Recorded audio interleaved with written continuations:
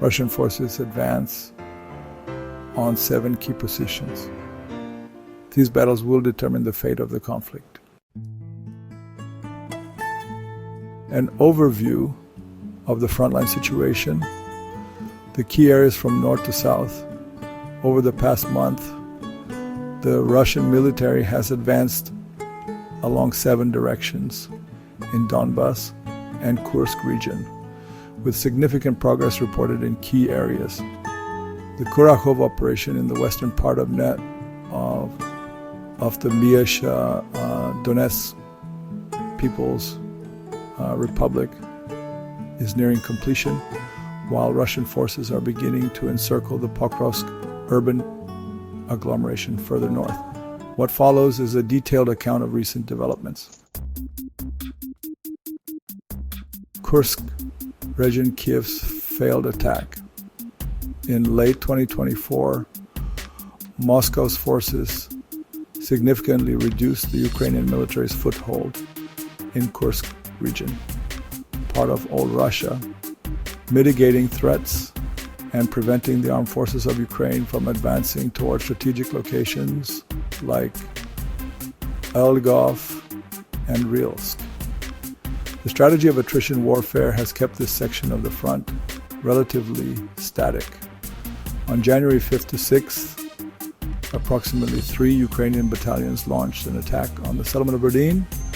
However, Russian troops detected their preparations early and executed counterattacks in the directions of Ruskoye and Cherkasskoye, liberating Ruskoye Poreshnoye.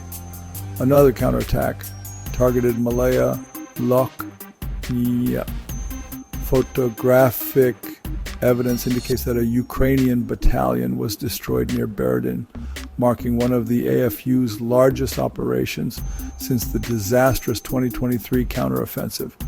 Despite their efforts, the Ukrainian column failed to penetrate Russian minefields, and the front line remained stable following these engagements, with no signs of an imminent large-scale Russian push.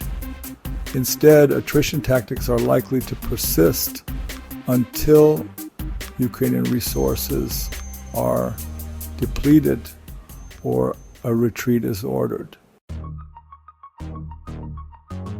Toretsk and Chasov Yar, first steps toward Konstantinovka. Months of intense fighting for Toretsk and Chasov Yar in Donetsk have started to yield results. By mid-January, Russian forces had captured a fire retardant factory in Chasov Yar, followed by the city center, including the city council building, by January 20th.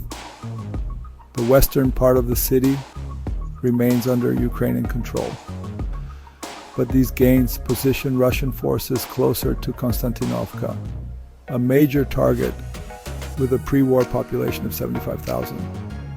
But in order to advance in this direction, the Russian army needs to expand the area of control along the Seversky Donetsk-Donbass Canal. In Toretsk, Russian forces captured the Centralnaya mine, the city center, and multiple residential areas. The AFU retains control over the Toretskaya mine and parts of Krimskoye in the northeast. Securing Toretsk allows Russian troops to move towards Konstantinovka, which is 10 to 11 kilometers further along the railway line.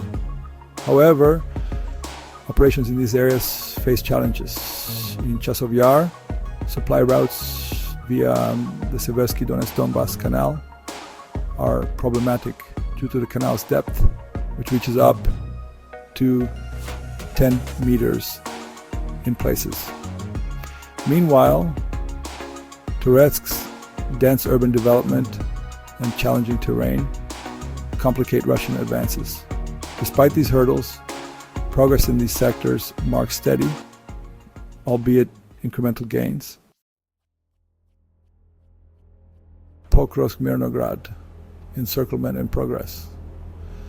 Pokrovsk is emerging as a focal point for Russia's next major offensive following the Kurakhovo operation.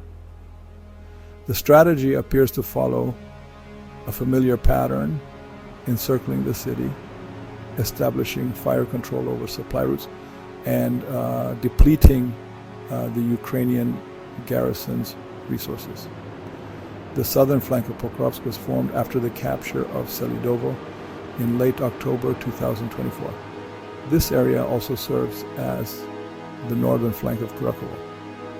Indicators suggest that Pokrovsk and Mirnograd, together forming an urban area of over 100,000 people, will be targeted as a single entity.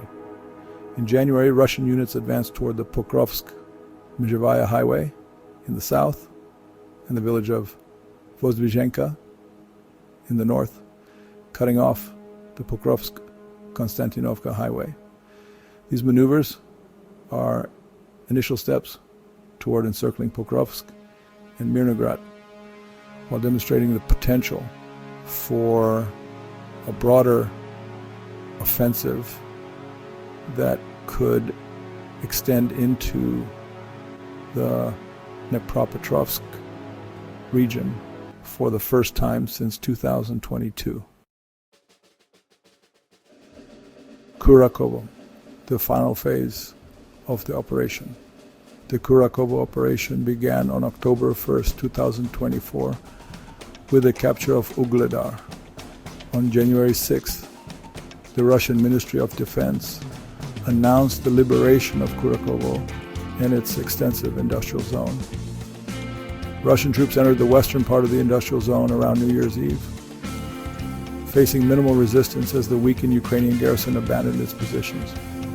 Over the course of 3 months, Russian forces systematically surrounded the city from 3 sides, establishing fire control over supply lines and forcing the AFU into retreat. The flanks extended 10 to 15 kilometers west, encircling Ukrainian forces outside fortified urban and industrial zones. The operation is not yet complete, however. The capture of Andreevka and Konstantinovka is essential to stabilize the front line and fully secure this strategic area.